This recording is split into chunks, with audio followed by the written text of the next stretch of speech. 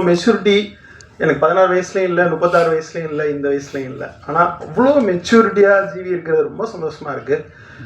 நான் சத்தியமாக சொல்கிறேங்க, இன்றைக்கி டாப் தமிழினுடைய தெலுங்குனுடைய டாப் மியூசிக் டைரக்டர், அப்படி ஒரு மியூசிக் டைரக்டர் ஒரு ஃபஸ்ட்டு ஹீரோ படத்தை இன்னைக்கு வேற எந்த மியூசிக் டைரக்டரும் பண்ண மாட்டார். காக்கா முட்டை பண்ணுறதுக்கு, விசாரணை பண்ணுறதுக்கு வேற யாரும் முன் வர மாட்டாங்க, ஜீவியை தவிர நான் நினைக்கிறேன். ஸோ எல்லாரும் நம்பர்ஸ் தான் பார்த்துட்டு இருக்காங்க, எத்தனை மில்லியன் இதைத்தான் பார்த்துக்கிட்டே இருக்கிறாங்க. நிஜமான ஹார்ட்ஸை பார்க்குற ஒரு மனுஷனாக நான் ஜீவியை பார்க்குறேன். நிஜமான ஒரு காந்தி சார் எனக்கு அவருக்கு தெரியும், அதை பார்க்குற ஒரு மனுஷன். புது ஒரு பையன் போய் கதை சொன்னாலும் இன்னைக்கு வந்து யூத் ஒரு படம் எவ்வளோ கான்ஃபிடென்ட்டாக ஒரு மியூசிக்கல் கம்பெனி ஆரம்பித்து அதை அச்சீவ் பண்ணாங்கிறது சாதாரண விஷயம் இல்லை. அதாவது எந்த புகழ்ச்சியும் எனக்கு அதுக்காக நான் சொல்லலை, உண்மையிலே ஹார்ட்லேருந்து பேசுகிறேன். இன்றைக்கி இருக்கிற மார்க்கெட் பற்றி எனக்கு ரொம்ப டீட்டெயில்டாக தெரியும். ஸோ டீட்டெயிலாக குகன் சார் சொன்னாங்க, இந்த இடத்துல ஜீவி இந்த படம் பண்ணதுக்கு ஸோ ரொம்ப ரொம்ப பெரிய மனசு வேணும். சூப்பர் ஜீவி, சூப்பர். ஸோ இந்த வாழ்த்துக்கள். அப்புறம் காந்தி சாரை பற்றி சொல்லணும். ஸோ காந்தி சார் நானும் ஜென்டில்மேன் படத்தில் வேலை பார்த்தேன். அவர் அசோசியேட் டைரக்டர். என் லைஃப்பில் ஒரு 3 விஷயம் வந்து காந்தி சார் பண்ணார். எல்லாரும் கேள்விப்பட்டிருப்பீங்க, அக்கா வளர்த்த பையன் அப்படின்னு வீட்டில் சொல்லுவாங்க, அம்மா இல்லாத வீட்டில் அக்கா வளர்த்த பையன் அப்படின்ட்டு. ஒரு படத்தில் வேலை செய்கிறப்ப அசோசியேட் டைரக்டர் சில அசிஸ்டன்ட் டைரக்டர் வளர்த்து எடுப்பாங்க. அப்படி காந்தி சார் வந்து என்னை ஜென்டில்மேன் படத்தில் வளர்த்து எடுத்தார். கிட்டத்தட்ட ஜென்டில்மேன் என்னுடைய முதல் படம். ஒரு சின்ன பையன் தான் டிகிரி முடிச்சுட்டு அந்த படத்தில் வேலை செய்ய வந்திருக்கேன். சினிமானா என்னன்னு தெரியாது, ஷூட்டிங்னா என்னன்னு தெரியாது. அவர் வந்து காஸ்டியூம் பார்த்துட்டு இருக்காரு, நான் வந்து இந்த அசிஸ்டன்ட் பாக்ஸை சுமந்துட்டு அலையணும். 4:30 மணிக்கு கோடம்பாக்கத்தில் ஜென்டில்மேன் ஆஃபீஸில் நான் இருந்தால் தான் பெட்ஃபோர்டில் எனக்கு ஷூட்டிங் லொக்கேஷன் 6:30 மணிக்கு கொண்டு போய் விட்டுருவாங்க. நான் ஒரு நாள் லேட்டாக வந்துட்டேன், அசிஸ்டன்ட் பாக்ஸ் போயிடுச்சு.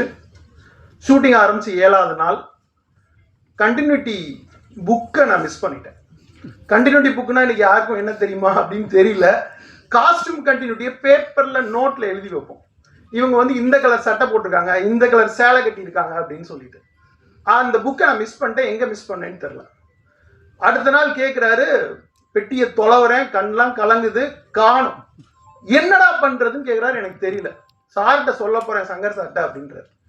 எனக்குன்னா அழுகையாக வருது. வேலைக்கு சேர்ந்த 7வது நாளே வேலையை விட்டு துரத்திடுவாங்களோ அப்படின்னு சொல்லி. 2வது நாள் 3வது நாள் ஷூட்டிங் போய்கிட்டே இருக்குது.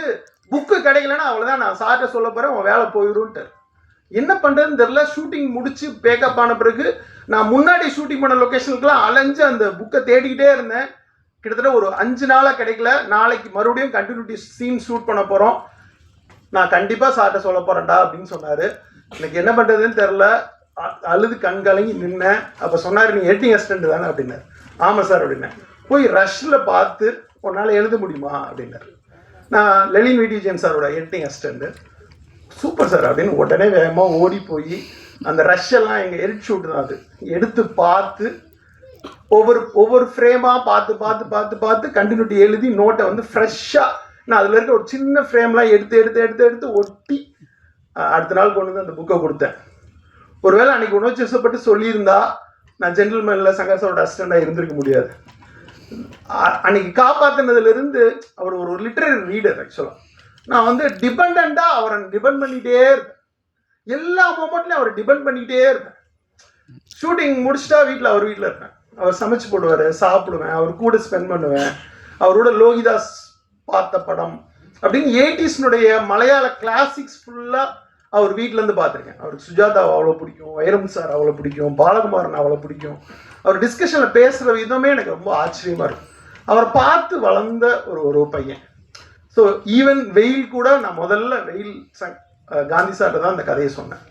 சூப்பராக இருக்குடா, நீ ஏன் சங்கர் சார்ட்ட சொல்லக்கூடாதுன்னாரு. லாங் கேப் ஆச்சு நான் சங்கர் சாரை பார்க்க. உடனே வந்து சார் ரொம்ப நாள் ஆச்சு, நான் அவர்கிட்ட போய் எப்படி சொல்கிறதுன்னு எனக்கு தெரியல அப்படின்னு சொன்னேன். ஒரு நாள் ஃபோன் பண்ணி சங்கர் சார்ட்ட இந்த மாதிரி பாலன் வந்து ஒரு செம கதை வச்சுருக்கான், நீங்கள் கேளுங்க அப்படின்னு. அவர் எங்கள் குருவாச்சு, ஏன் அவனுக்கு வாய் இல்லையா, அவன் கேட்க மாட்டானா அப்படின்னு அவர் சொன்னார். அப்புறம் சங்கர் சார்ட்ட போய் ஒரு கதையை சொன்னேன். என் லைஃப் ஒரு ரீஃபார்மாக மாறி நான் வந்து ஒரு டைரக்டராக மறுபடியும் வர்றதுக்கான ஒரு சோர்ஸ் நடந்துச்சு. இது எல்லாமே காந்தி சார் அந்த கை பிடிச்சி ஒருத்தர் ரொம்ப பிடிக்கும்ல, ஒரு டீமில் வேலை பார்க்குற ஒவ்வொரு அசிஸ்டன்டருக்கு தான் அது புரியும். ஒரு அசோசியேட் அவங்க தங்களுடைய பெரிய ஆதர்சமாக நினைப்பாங்க.